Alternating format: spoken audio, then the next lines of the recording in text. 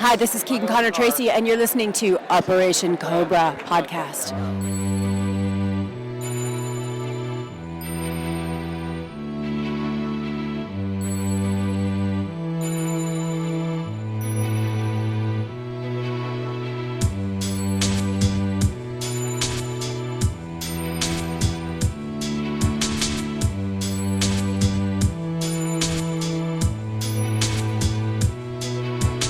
Operation Cobra podcast. Sbarge?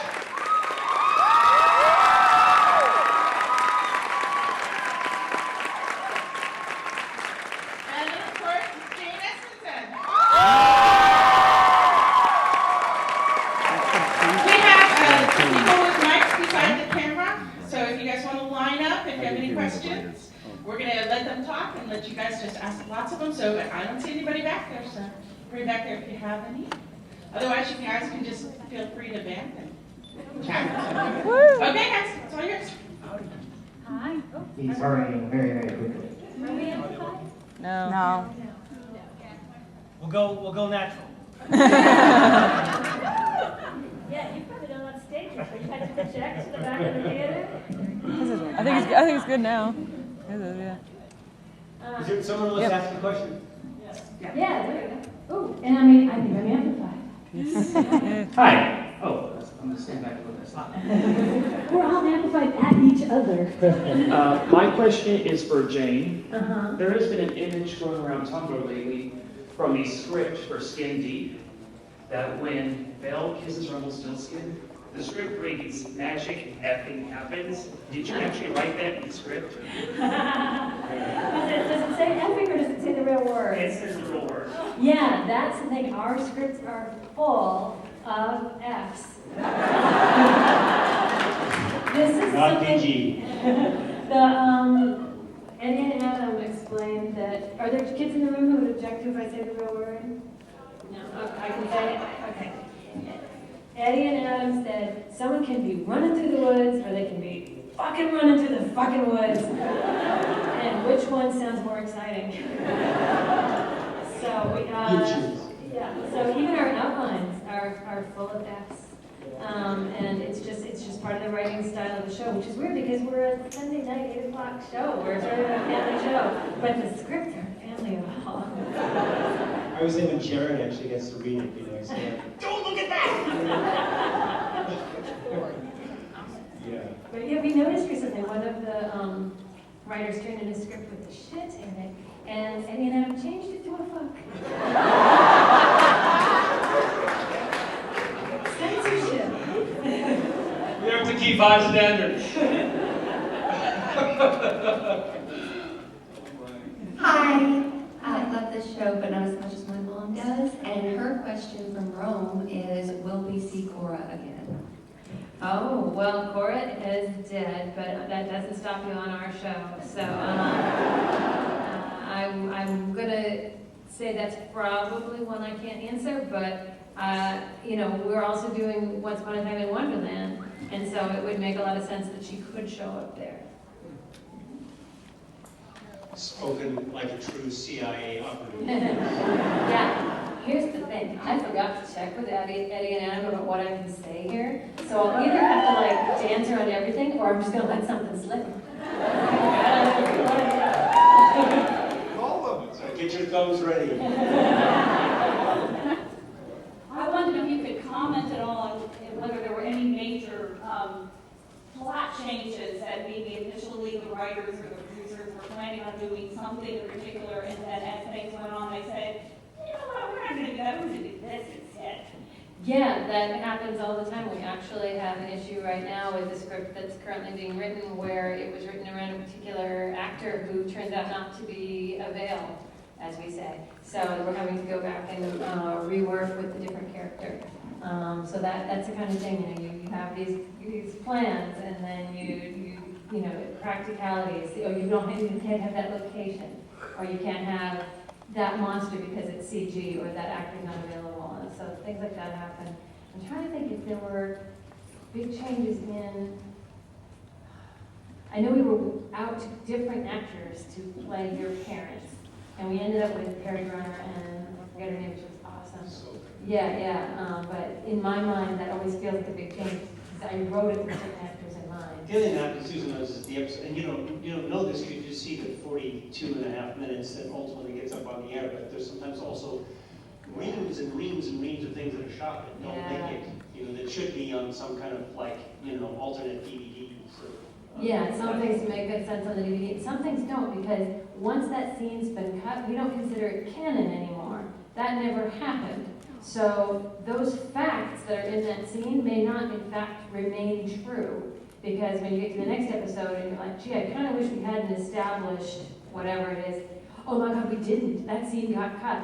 So sometimes people say, like, I wish we could see the deleted scene so we know what really happened. Well, the deleted scene is usually a thing that didn't really happen. We've changed canon as we go. Thank goodness that we have to turn in 42-minute episodes, or we keep all that stuff in, and then we wouldn't have as much mobility. It's a lot of responsibility to come across. Hey guys, I'm totally having a fangirl moment with you guys up there, forgive me. But I have a question regarding Rumble. How come he didn't lose his power when he was a storybook, when Belle nailed him on it? Was it true love in a moment where she didn't remember who he was? Apparently not.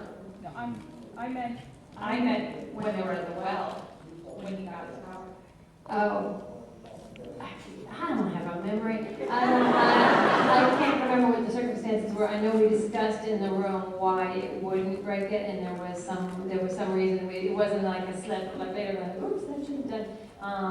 Maybe because the magic wasn't back. I don't remember what it was, but there was a reason. Sorry, I know it's so lovely to think that there wouldn't be a writer like me whose little facts fly out of my head, but unfortunately they do.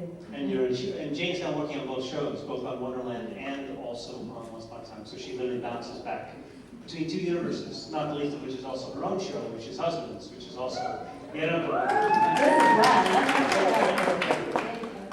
Lots to keep in your head. Lots to keep in my head in addition to my brains that are already running. There's a script supervisor. I was going to ask about writers and editors. And she was sort of the cerebral cortex of all of these story points, so that we would walk over to Helga and go, wait, what happened with the this, with the who, and the what, and the thing? And she'd say, no, it's like this, and no. And she was sort of the kind of the plug-and-play person to go to whenever we had a question about just like that. And she, I think, really helped make sense. And it's the reason why she's not a producer. Yeah, got promoted. And in TV, the directors come and go. Like the producers, we all stay, still will run the show, but the director, a different director comes in every week, so the directors don't know the history of the show. So the actors can't turn to the director as you would on a feature and go like, why am I doing it? What? Because this doesn't seem to line up with last week. And it was Helga who could do that. So we're very happy we've got someone up there now who's keeping track, because we don't go up to Vancouver to produce the episodes ourselves. Hey Jane, you once tweeted that you thought editing was like writing. Yeah. And I was wondering if you could describe the relationship between the editors and the writers on Once Upon a Time. The editors and the writers do sort of the similar sorts of things, but in different rooms. If there are times when a writer goes in and sits with the editor to figure out how to shorten an episode. If it comes in really, really long, then a writer might be sent in. Usually Eddie and Adam will be the ones who go in and sit with the editor. And then you get to tell the editor what to cut. Try taking that out. Or do you think that would work? What if we lifted this shot? And the editor then goes ahead and does it and shows you what it looks like. And this can be as extensive as reordering all the scenes in a totally different order. I wrote an episode of Battlestar Galactica called The Hub that was in totally different order. that when I wrote it, that script started with her ripping the bandage off Baltar and like collapsing deep in thought against a wall, and then we flash back to how did she get to that point. When you actually saw it all put together, it made no sense. They recut it so things actually happened. It was flashing around through time. They recut it so it was linear. So it was just like writing, just like if you said, I want to move these scenes around, but you do it in the editor's room. On Once, the editors tend to be more separate from the writers, but they are doing essentially the same task of making sure that this scene motivates the next scene. Thank you. Ladies and gentlemen, I interrupt this moment for the Blue Fairy.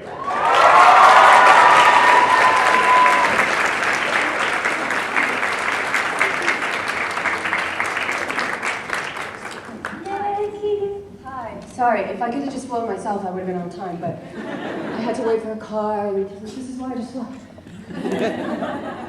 How are you doing? Hi, good company late. And we have an American Idol here, I see. Oh, what a kissing group! Oh my! No, she's not American Idol. He's both. He's both. All right. So you can kiss an American Idol. There are some amazing costumes here. Have you seen any blue fairies? I haven't seen any blue fairies? I don't know. I think that she would be here if there was a blue fairy. There's a line in an episode coming up that you're in that I wrote in which another character refers to your costume as uplifting. And I actually gave her a little hint about that. I was like, I'm pretty sure that's a dig. Not a dig, just a boob joke. Subtle. When I say I was nursing when they built the costume. I don't know how many times I gotta tell you this. We had another question. Yes, I was wondering, how concrete are the timelines for you already? Because they fold over so much that this is something that comes up in the fan panels a lot.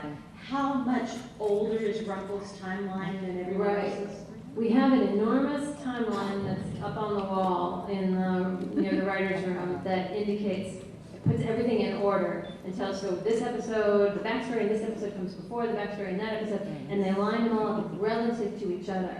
There are some time gaps like that where we have purposefully not specified how much time came between this and that because we don't know how many episodes we're going to need to fill into the gap in between, and we don't know if it's going to be useful for us at some point to make that number concrete. So until it's useful for us, we want to keep it so we can accordion. So they are just relative times generally, unless there's ones that are specific. We know that it took a certain amount of time for Geppetto to grow up. So we sort of know how much earlier your backstory was than when the curse hit. But for other ones, like you're talking about, the gap you're talking about, we're keeping it open on purpose. Hi. Oh, sorry. I was wondering, so I know in season 2 we got the origin story of how Killian Jones became Captain Hook, but I know in season 3 a lot of this will be taking place in Neverland, and I was wondering, is there going to be an origin story of Killian Jones himself, like before he became Captain Hook? I think that would be a brilliant idea, and it's the kind of thing I can see us doing.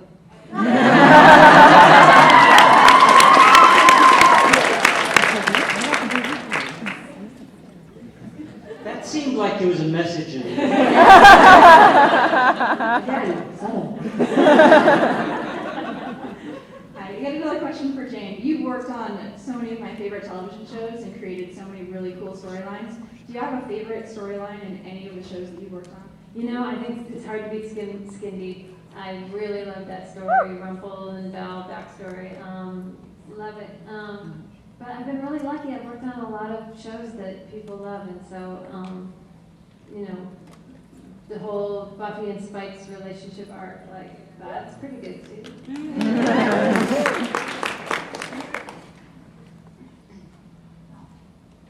Hi, I was wondering if we're going to see Sebastian Stan again.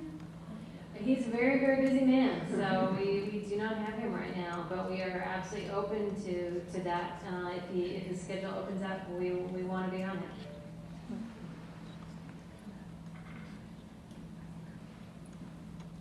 Raphael, so obviously a lot of these characters are having issues listening to their consciences and making very poor life decisions.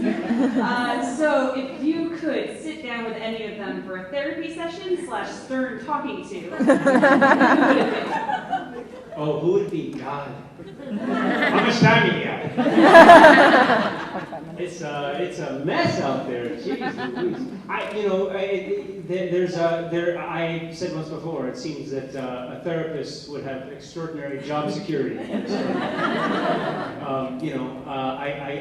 think he must have a waiting list because people just can't get in. I think Happy has issues. It's so bad. I think Grumpy has issues. Grumpy's dealing with issues. They're out in front. Happy's compressing them. I don't know. Maybe it's healthier to be That might grumpy. even be true in real life. He's awfully happy.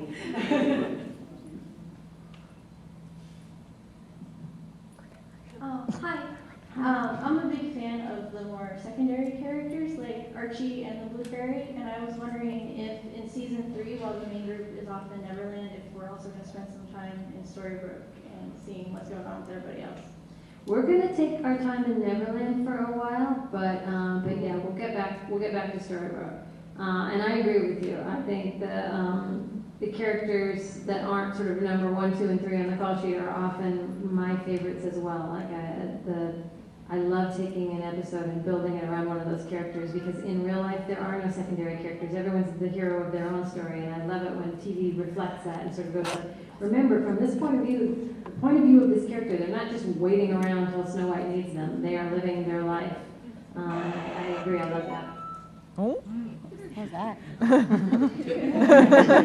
Communication for another dimension. So I got in line because I felt like Keegan and Raphael weren't talking as much. So my question is for you two. If you could play another character, not your own, in the Once Upon a Time universe, whether just because of certain scenes or just what you'd be able to do acting-wise, what would it be? Oh gosh. That's such a loaded question, I think, because when people have already taken on a role, to say in any way that you could, well, I could have done that so much better. And I don't have any particular, fairy tale character that I would pluck out of somewhere. I've said many times that I thought that role of the seer was super crazy cool. And that's the kind of role that always attracts me, those ones that are sort of bizarre and, I love the way that she could see with her hands on her eye. I love that kind of stuff. So if there was another kind of one of those, I would do that. I mean, I've answered this a couple times before. I think my answer still stands. There's no question it would be Regina.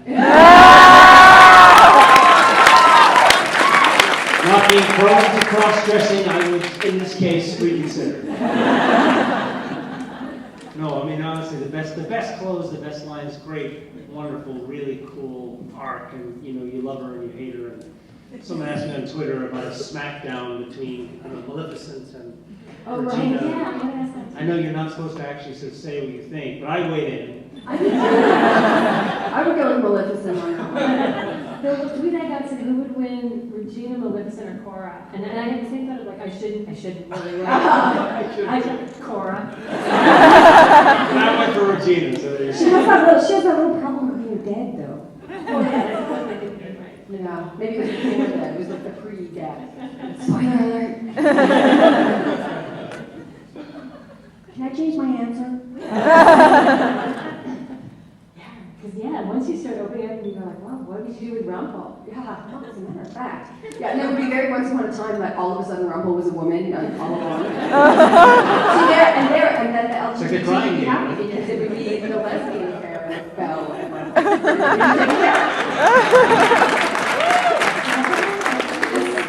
You can see why I'm not writing the show. I don't know, I think I want to write it. Well, then I would like to play the female Rumpel. My question's for Jane. So I know Megan Ori is doing another show now, and I've heard so many different things about how often they'll be bringing her back next season, if at all. So I was wondering, is there still a chance we'll get to see more Frankenwolf? Frankenwolf. There is certainly a chance that you could see both Franken and Wolf. I don't know about Frankenwolf. That I have not. I have no special knowledge of that. Where is Franken? Is he not here? You mean here in Atlanta or in Here in Atlanta. Here in Atlanta. Are we in I haven't seen him. Yeah. I think he's here this time. Somebody out there probably knows, right? I've got a bit of a blast from the past question for Keegan. I love your work on Almost Upon a Time, don't get me wrong, but I love Jake 2.0. Oh, yeah. Which was quite a while ago. Do you have any fond memories from filming that show? Oh gosh, it was just a great show. To be on, I mean, maybe we wouldn't have gotten canceled after 16. It was a great show. That's not true. Things happen. I'm just really happy to have been able to work with Chris Gorham because he is just a peach of a guy. And we had lots of silly fun on that show. I do remember, I think there was an episode that didn't really air. It was the one at the end that we were literally, we showed up to work to film, and they were like, guess what? Your show's canceled. Now film. And we were all kind of like, okay. And it was a thing with the guy that was like the Dalai Lama, and he was hitting on me, so I was supposed to slap him, and I remember 5 times slapping the Dalai Lama guy across the face, and I thought, this is not something you do every day. How'd that? Hi, one of my favorite characters on the show is Grumpy, and I was wondering if there's any talk or plans, anything you talk about expanding any of the other dwarves, like giving an episode or a backstory or anything else? Right now, Grumpy is our #1 dwarf. I think we could learn more about other dwarves, but I don't think it would be the main story of an episode, probably. If you do want more Grumpy, if you haven't seen it yet, the DVD extra from season 2 of The Welcome to Storybrooke gives you a little more of the Amy Acker Grumpy romance, so you can sort of see how that resolved in Storybrooke. So if you want more Grumpy, I advise you to check that out. I haven't thought of it yet. Obviously, with characters like Frankenstein, you're branching out from strictly fairy tale stories. Are there any other literary characters that whether I don't want you to spoil anything, right. Obviously. Yes, you do. Yes, we do. But who would you like to see on the show? If you could pick like a literary character. Oh, I think that's a good one for all of us. I personally would love to see us do a little Shakespeare crossover. In particular, one Iago. Yeah, Iago would be amazing. Puck. Like, there's some great Shakespeare characters that would be really, really fun. And There should be like a what's that one called? Midsummer Night's Dream. Like, we all get to play those people. I think that would be cool. There's fairies in there. You could be Titania, and Blue Fairy are actually. Okay, so everybody ready in. Yeah, that actually makes perfect sense. What do you think? Well, I mean, I just think it's just sort of crazy that they've created a show that you could go literally anywhere, that you could actually have this conversation. I mean, it's sort of extraordinary. I mean, it does sort of sometimes, it's sort of, you never quite know where you're going next. So it's not that you get to go back and have the same burger every day, but in this case anyway, there's just a wonderful such a huge canvas. It's really a trip. Yeah, it really is fun when we sort of come up with something new, and you go, oh, this. What if this person was the same as that person, and what if we brought in this story? I personally think it's a hoot every time we go to the basement of that hospital where Regina's got people locked up, and we see Nurse Ratched, and she's from one field of business. Like, what an odd literary source I thought that was in our world. genius. Yeah, I know. It's just crazy. Hi, I've been a fan of yours, Jane, in particular, for a very long time. So this question is two-parter. For Raphael and Keegan, what's it like playing characters that are almost a blank slate, where you get to decide how those characters will go? And for you, Jane, what did you have for lunch? I'll answer the lunch one first, because I can get it out of the way, because these guys have the more thoughtful question. Steamed vegetables and tomato soup. Delish. Over at the West. What is it like to play characters that you could create from a blank slate? Oh yeah, I mean, in this case, I mean, it is a blank slate, but then not, because all of these characters had so much on the good side, enthusiasm for them, on the other side, expectation, like, don't mess it up, so. There's a sense of kind of thrillingness to sort of step into those shoes, and I think then a huge sense of responsibility. I've said this many times, but what they've done is they've sort of taken these characters and literally reinvented them, not just for a new generation, but for all of us, so that they've done it in such a skillful way where everything you already know about the character still exists, and then you get to find out more, and you feel somehow already introduced to them. Like, I know them. But then you feel like you've suddenly sat down at a dinner party and learned so much more about them personally, and it's so artfully done. And I think from an actor's point of view anyway, it's thrilling, because you get to kind of take sort of an existing, really, really cool idea and then kind of just expand it. And they've just done that over and over and over again. For me, I think it's a little bit different. Like, obviously, Jiminy Cricket is really iconic, and there's that line that everybody knows, and when you wish upon a star, and so you sort of have that. Whereas I feel like for the Blue Fairy, there was sort of that one little bit in Pinocchio, and then you don't know anything about her.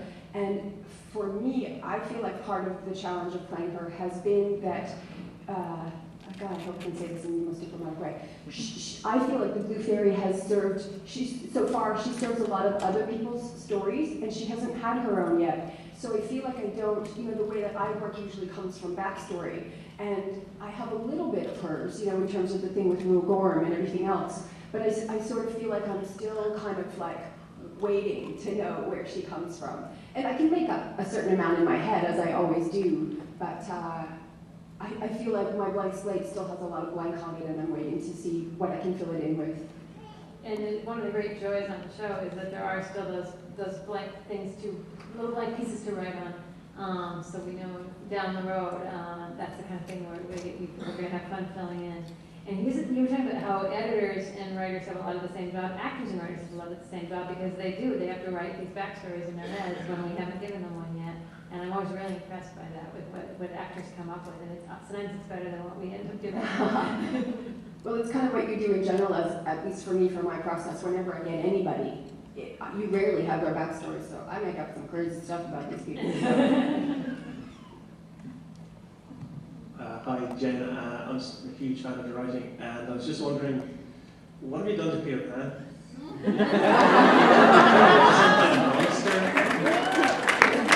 He sounds like Hook, doesn't it? I missed what the question was. Something about Peter Pan. What have you done with Peter Pan? Oh, what do I have against Peter Pan? Oh, well, it's not me that's editing him. Villains have more fun. I actually have a t-shirt. And so to have a great villain is, I hope, a great gift for the audience and for an actor. So I think we gave Peter Pan a big old gift by sort of giving him some bitter, some extra bitter. Yeah, something bitter to bite into. And that's what you guys love about Once Upon a Time, that what you expect of a character is never what they serve you up. So I thought it was genius. That's actually interesting. If you go back and read the original source material, he's not really a hero. He's very thoughtless and very careless, and sort of lures these kids in a way. And it's not as far. Our conception isn't as far from the original conception as I think the movie would have you believe. I think the original book's got some dark in it.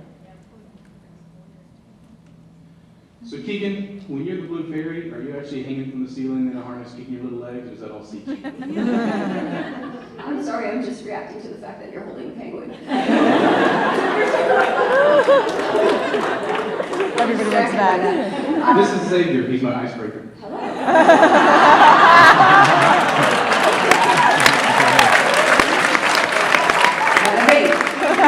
How to make friends and influence people.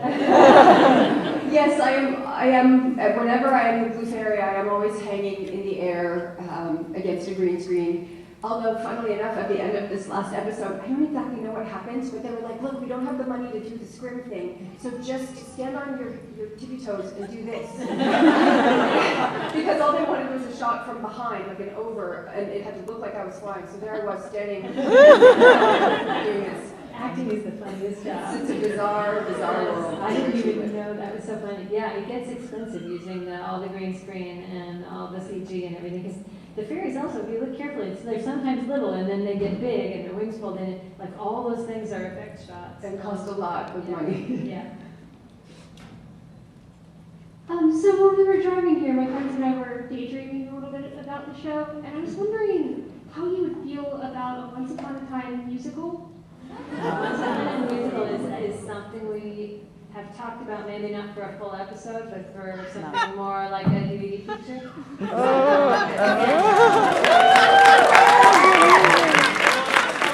Very expensive, a whole lot of work, takes a lot of time out of the regular schedule, so probably not. It could be like the Once Upon a Time movie. Yeah, it could be a movie. Let's do a movie.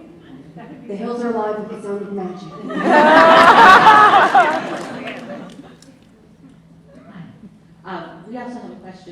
home office and I know we're going to hear more about it, but are we related to like the original British home office and espionage and all that other fun stuff? That may, in fact, be what Greg and Tamara were led to believe, but no. Keegan, for the record, I have loved your writing ideas sitting here listening to them. I think they're fantastic. But with that in mind, for Keegan and Raphael, what have your favorite storylines involving your characters been to date, and where do you hope your characters go from here in season 3 and 4 and on? What are our favorites of our own storylines? Do you want to take that first, Raphael? There was the episode devoted to the backstory of Jiminy Cricket, which everyone came over to me and said, "Wow, I didn't realize that was Jiminy Cricket's backstory." Jane helped make it up. So that is the obvious one in terms of where we go. There's a lot of places that it could go. And certainly, I've always sort of thought it'd be really interesting to sort of explore a love interest for Archie. He seems kind of warm. I'd love to hear more about Pongo and what his story is. I'd love to kind of know kind of what he does outside of the office. And then there's just a tremendous amount of people that really need help. So You should start with Regina. Right. And then I guess just finally, it'd be really interesting to sort of see someone who is a man of conscience, obviously, who cares about that and who's sort of come to that, have a crisis of conscience. I think Archie should go rogue, like Belle did. Just sort of Archie off-road. For me, I can't say, I have other people's storylines that I think are favorites. So far, there's been the little pops for me where you get a little clue about her, and so for me, I'm so curious about Real Gorm. They put that little tomato in there, and I'm waiting for it to grow so that I can, because there was that notion that Real Gorm was the most powerful being and all of that. I'm like, well, tell me more. Hey, with so many characters on Storybrooke hooking up and finding their true love, is there any chance we could see either Dr. Hopper or even Blue find their true love amongst one of those sides? Perhaps maybe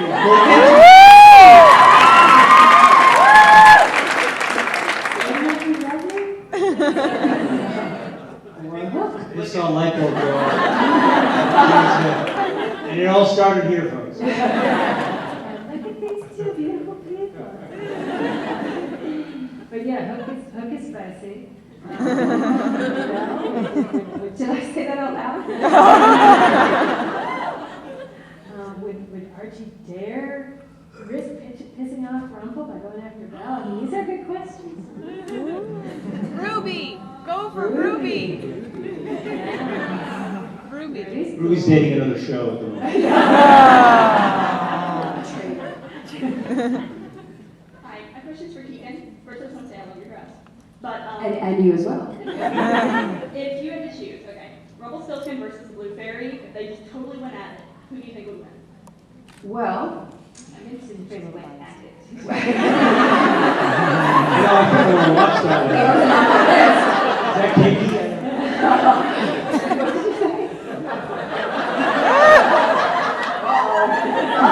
It's getting spicy at the panel.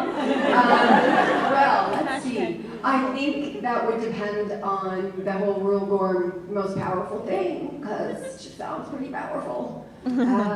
It's like Darth Vader, and who's the opposite? Who's the other side of Darth Vader? Who? Obi-Wan? Sure. So I don't know. Who would win between Darth Vader and Obi-Wan Kenobi? Oh, in reverse. Okay, so tweet me after and give me your answers. Acting delicious.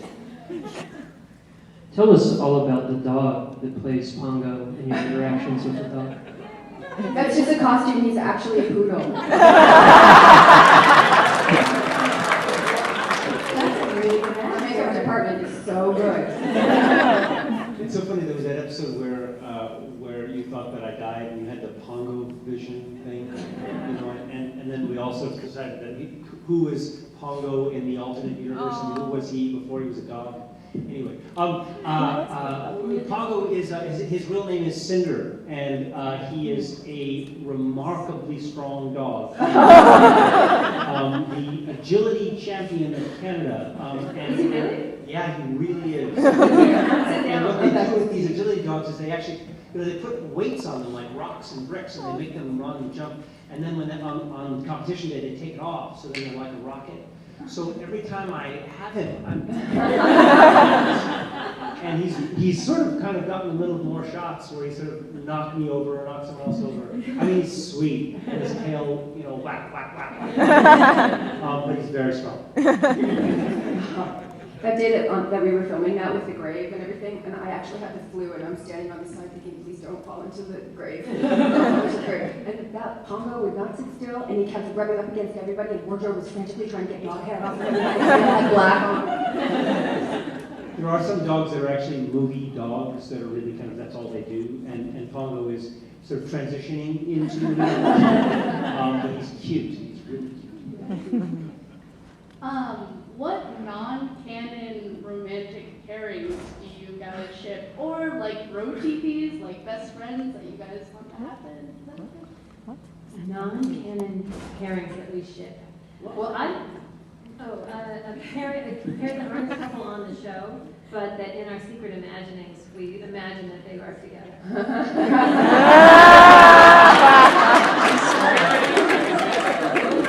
Need a fifth. No. Yeah, well, you take this.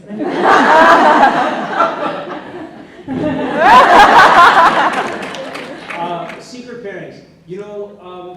I don't. I think I've already said too much. I think there's a reason there's secret pairings. I wish it well. How's that? She's like, that was the most unsatisfactory. Don't ask, don't tell. I think you should take whatever is like the filthiest combination that you just think we were secretly thinking about and imagine it. There you go. I do understand that someone told me about this, that there are sometimes that there's a whole industry in the adult industry that actually makes versions of shows. Oh, you mean like Buffy the Vampire Slayer kind of? I can only imagine the Once Upon a Time. So what about the Blue Fairy and the Giant? That would be weird, huh? But you're both the same size in Storybrooke. And lying down, everyone's the same height. And in the dark, we're all beautiful. I like it. I ship it. I guess you could say the wolf and Pongo. I don't know. All right, maybe do it. This is just getting... What about Sebastian from Beauty and the Beast and the cricket?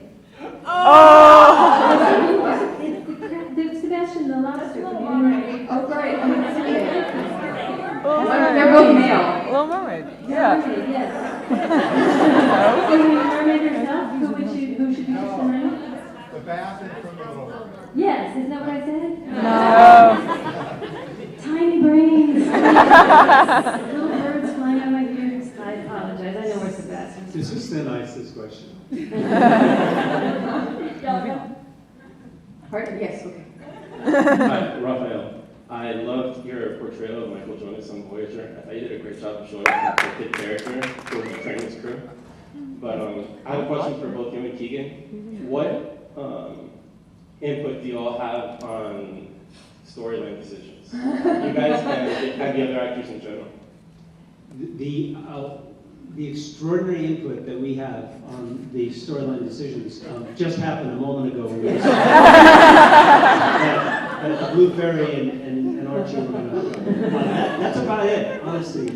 We get a call, see you in Vancouver, and it's kind of like that. I mean, it's honestly to conceive a show of this nature, really completely outside the box with a million different directions. Magnitude. It's so vast, and obviously every single actor's got their opinion. But in order for them to do what they need to do, and I would imagine they would need to really kind of lock themselves in a room as they do, and try and brainstorm them up, and then really sort of push them out. I mean, I do think that probably the actor influences or inspires things. Who they cast probably inspires ideas. But we have literally zero input. Yeah, I mean, but again, it's not just who we cast, but what we see in the dailies. We look at the dailies and go, oh wow, there's a spark there, or something like that. So you're inspiring us maybe more than you know. Well, and I think even if you had some cockamamie idea about where your character should go, I think they have ideas well ahead of wherever you're at. So you just kind of sit back and wait for them to hatch, you know? This is not unusual, by the way. This is how most shows go. Is that the writers' room is sort of its own little. They have a bunker. Yeah. One thing I can't say though is I do understand that Adam and Eddie do read this little thing called Twitter, and if you feel passionately about it, then we encourage you to send in your cards and letters. Oh, okay. A lot of times. Multiples. Oh, it's the penguin guy again. Raphael, I have a question about voice acting. Well, you're that guy with that penguin again. Can you talk about the difference between voice acting Jimmy Cricket versus live acting Dr. Hopper? Do you prefer one or the other, or is it just, what's the difference between the two? Yeah, I don't have a preference per se. It's thrilling to go back and forth, as I imagine it's thrilling to go back and forth between, J 2.0 or Wonderland and Once Upon a Time. It's so fun to have different sandboxes to play in. I love the voiceover work just for the intimacy of it and kind of how you can tell a story just with your voice, and how it's you alone in the room, kind of making something from literally nothing. Of course, it helps when you have a little company called BioWare behind you. And they kind of do all this other incredible stuff. So I sort of feel like frosting on this extraordinary multi-layer cake, But that said, it's really fun to do both. Yeah, thanks. I have a question for Raphael too. Archie and Regina seem to have a really interesting relationship in season 2, as opposed to in season 1 where they were so much at odds. Can you tell us a little bit about that? Like, it seems like they were she opened up to him in a way that you wouldn't expect from how much at odds they were before. Yeah. So. Yeah. That was a really wonderful sort of storyline at the beginning of season 2 that was really great in terms of kind of seeing where she would begin to try and really reach to him because she trusted him. And even though she had this power over him and he was terrified of her and yet knew that he was wanting to kind of try to make a difference by helping her, because by running away was not the right thing to do. It wasn't he needed to stand and fight as opposed to run from evil. I love that storyline, and I loved kind of what we were able to explore. There was a lot of discussion about a possible romance that are up from that. But I, as far as kind of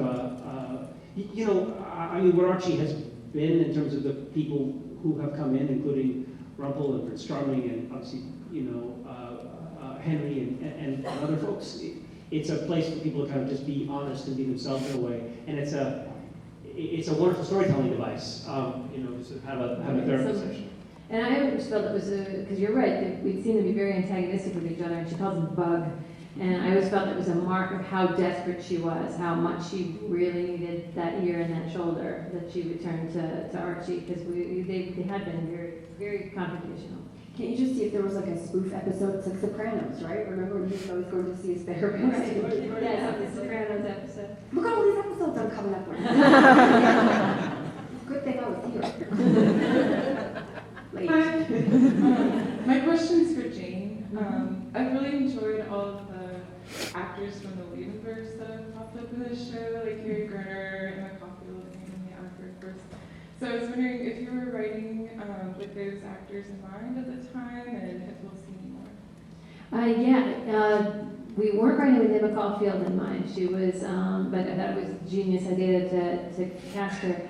Amy Acker was someone that both Andrew Chambliss, who wrote on Dollhouse, and I kept going like, this should be Amy Acker, this should be Amy Acker. And so writing her, we both definitely had Amy in mind. Yeah, she's awesome. Hi. My favorite episode this past season was Timing, and I was very happy to see a giant get a stew. But why all this hatred toward ogres? Yeah. They have layers. You speak of the Get 30s. one nice ogre. Yeah, the ogre wars. It seems like there's been more than one ogre war because we've seen it in different time periods. So something's pissing off our ogres. Maybe it's our attitude toward ogres. Why can't we all just get along?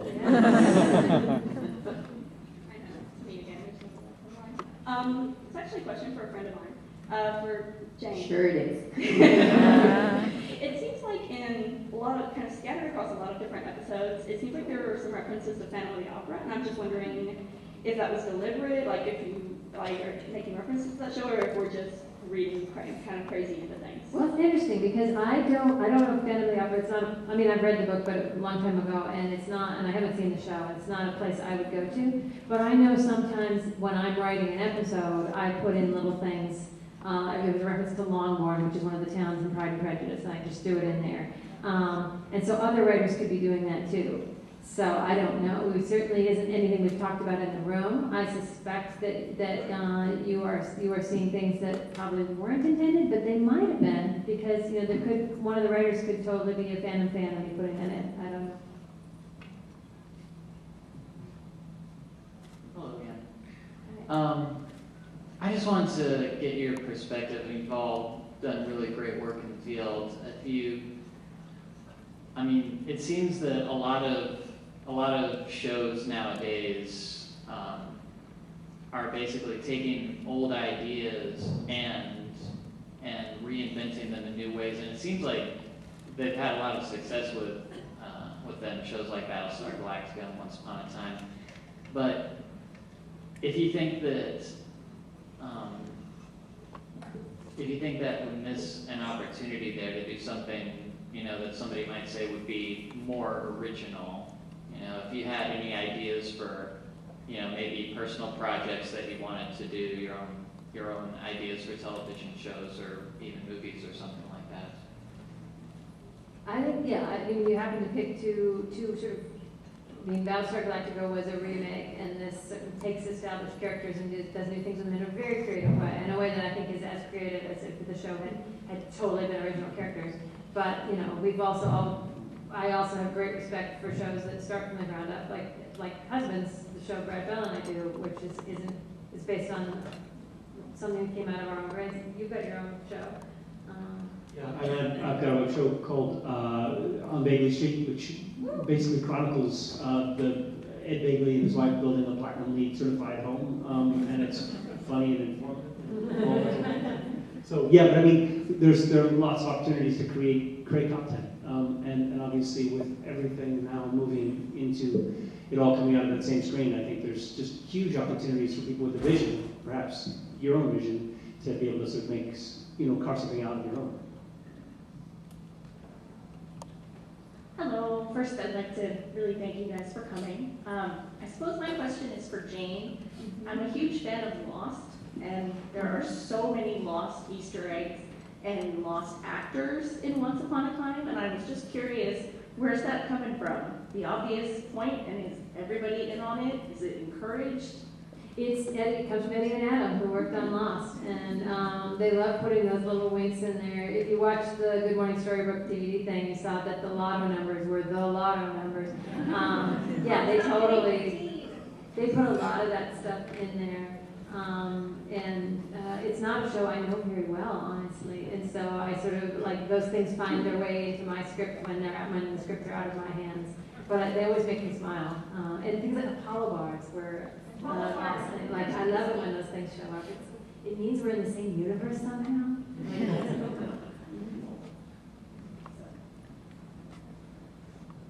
Hello. Hi. Welcome to Dragon Con, the Insanity. Earlier you mentioned your talk about Peter Pan. I'm a huge obsessive with Peter Pan. I've written papers. It's pathetic. And I really, really liked your mention that you're going to go closer to the original source material. That just filled me with nearly uncontainable glee. What I want to ask is, I really liked your Wendy. I thought she captured Wendy Darling really perfectly. She wasn't overly sappy, but she wasn't twee, like frankly I find her in the Disney movie. Are we going to see her again? We really love that Wendy. I think it's possible, but not certain that we could see her again. She was, we thought she was fantastic. And I wouldn't say we're sticking closer to the source material. I think that statement may be a little strong. I think that the Peter in the source material has some darkness, but I don't think you should be like looking for plot points from the book necessarily. Hi. I was just wondering if each of you would be willing to take a chance and give us your best quote of Rumpel's famous line of "All magic comes with a price." I'd like to hear Raphael try to discuss it. Do Rumpel's line, "All magic comes with a price." Do we have to do it as Rumpel? We have to do it in the "Oh, magic comes with a price."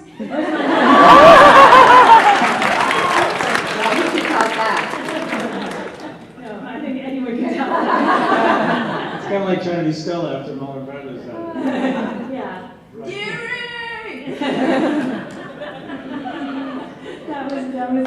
I feel like he's put his fingerprint on it, and I wish, I don't want to, you know. So the answer is no. Catch me later. Catch me later, and I'll do it in the hallway with you. Because then you do it, and it ends up on the internet, and then you look stupid, and you get fired. Hi, this question's for Jane. I'm a huge Disney fan of all the Disney animated movies, and obviously you've incorporated Pongo from 101 Dalmatians, and Beauty, Belle and Rumple have the cup that's chipped from that. So I was just wondering how much inspiration or how much y'all try to incorporate stuff directly from Disney movies and how that fits into the show.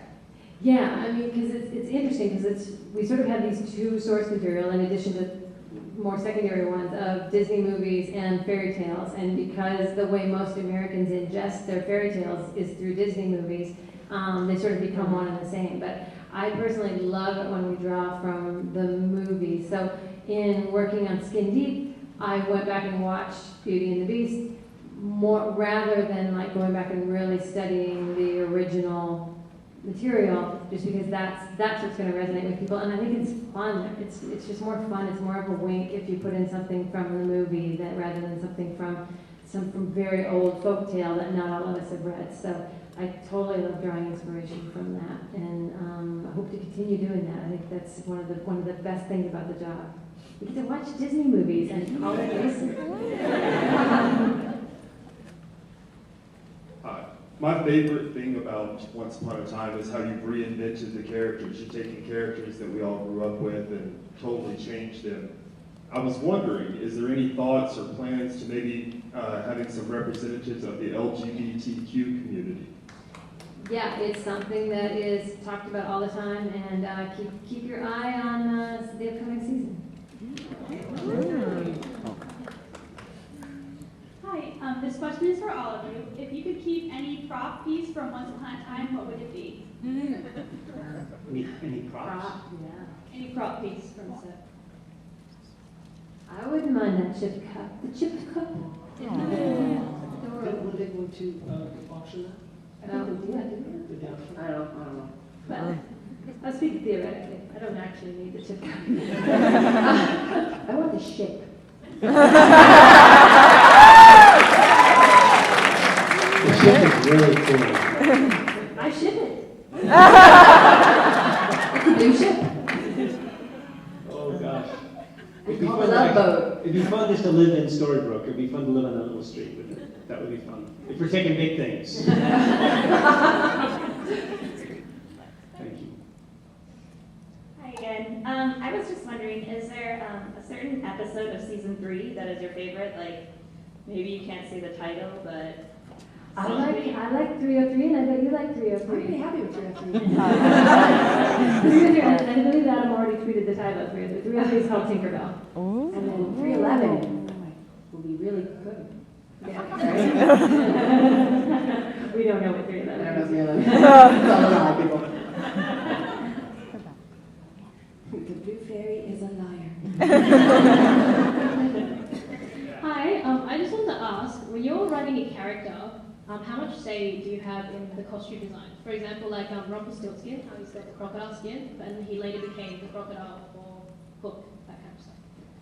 Oh my goodness, it was a little hard to hear. When we're writing a character, how much say do we have in what? Oh, the costume design. A little bit. We can say like this is the more elegant and imposing gown than we've ever seen before, or this particular, unlike the rest of the characters around him or her, this character's costume is more or less like the, we can say this character's dressed down in an incongruous way. We do that, but we wouldn't say like a brocaded, high-waisted, peplum. We don't get into the specifics. We just sort of say what we wanted to evoke.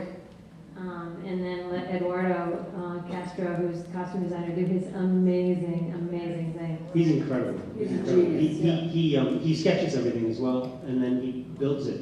And it's so fun to go into his shop with all of his elves working together on the They're like little elves. They're real and elves, they're all too, actually. sewing fastidiously. And you're going to see more of his costumes on Once Upon a Time in Wonderland as well. And there's some really spectacular things coming on that show as well. I love that board. There's a huge board in the wardrobe room, and it's just pictures of all the different costumes, and you just stand there and marvel that all of those came from the brain of that man. Those gowns, oh my God, the gowns. I want a gown. Yeah, should we get the uplifting costume? Or the nun. Yeah. Well, I'm the only person who has never changed in 3 seasons. There better be a good dry clean in the story. Thank you. Thank you. I have a lot of requests. I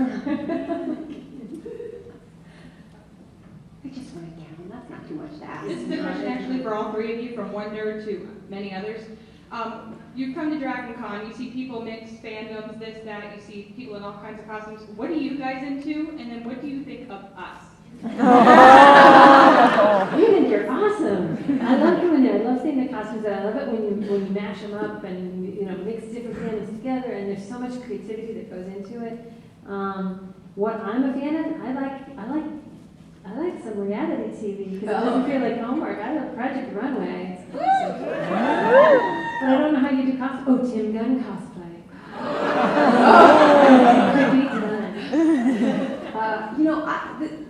This is only the third one of these I've done, and this is the craziest one by far. I'm impressed at the dedication. I think it's really amazing that you guys have found a community in which every walk of life belongs and feels a sense of belonging and togetherness, and people are happy and they're having a good time, and I love the whole dress-up thing.